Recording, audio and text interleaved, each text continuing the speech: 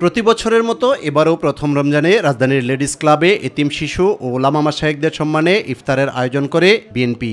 রমজান আপনাদের জন্য শুভ হোক।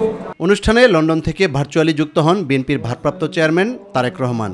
আমি এখানে উপস্থিত ওলামা মাশায়েখগণকে অনুরোধ করব, শুধু আপনাদেরকে নয়, সারা দেশে আরো অনেক জ্ঞানী ওলামা মাশায়েখগণ আছেন। আমরা চিন্তা করে দেখতে পারি কিনা, আমরা আলোচনা করে দেখতে পারি কিনা যে বাংলাদেশের মানুষ সারা বিশ্বের মানুষের সাথে একই দিনে আমরা একসাথে রোজা এবং ঈদ পালন করতে পারি কিনা, বিজ্ঞানের যুগে এটি করা সম্ভব কিনা, কোনো উপায় আছে কিনা, এই বিষয়টি আপনাদের চিন্তা করার জন্য অনুরোধ করব। দলের স্থায়ী কমিটির সদস্য মির্জা আব্বাস বলেন, ফেসিবাদ বিরোধী ঐক্যে ফাটল ধরাতে অপচেষ্টা চালাচ্ছে একটি মহল।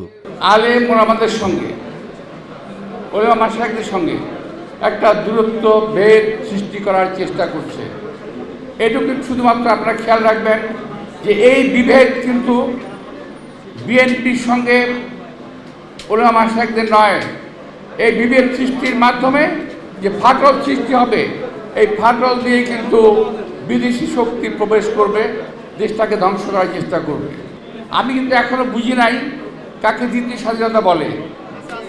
আমি এখনো বুঝতে পারি নাই সেকেন্ড রিপাবলিক কি বলে, আমি বুঝি নাই। আপনারা বুঝেছেন কি জানি না। অর্থাৎ একটা বিশেষ উচিলে ধরে জাতির মধ্যে বিভেদ সৃষ্টি করার চেষ্টা চলছে। দয়া করে আপনারা খেয়াল রাখবেন। আর আপনাদের মতো এরকম একই রকম পোশাক পরা এক শ্রেণী ওটাকে বাতা দিয়ে যাচ্ছে। এদিকে জাতীয় প্রেস ক্লাবে মানবাধিকার বিষয়ক আলোচনা সভায় বিএনপির স্থায়ী কমিটির সদস্য সালাউদ্দিন আহমেদ বলেন, দেশে বিরাজমান সমস্যা সমাধানে দ্রুত জাতীয় নির্বাচন প্রয়োজন। গণতান্ত্রিক রাজনৈতিক সরকার প্রতিষ্ঠার জন্য আমাদের প্রতিনিধিত্বশীল জাতীয় সংসদ প্রতিষ্ঠার জন্য যত দ্রুত সম্ভব গণতান্ত্রিক প্রক্রিয়াকে ত্বরান্বিত করুন। কারণ যত দীর্ঘায়িত হবে এই গণতন্ত্রের উত্তরণের যাত্রাপথটা, তত বেশি বিভিন্ন রকমের অস্থির অবস্থা সৃষ্টির একটা সুযোগ নেবে পতিত স্বৈরাচার এবং তার দোসররা। অপরদিকে চীনমৈত্রী সম্মেলন কেন্দ্রে ৩১ দফা নিয়ে কর্মশালার আয়োজন করে শেরেবাংলানগর থানা বিএনপি। আমরা ১৮ সালে নির্বাচন দেখেছি। ইউসুফ আলী, মাই টিভি, ঢাকা।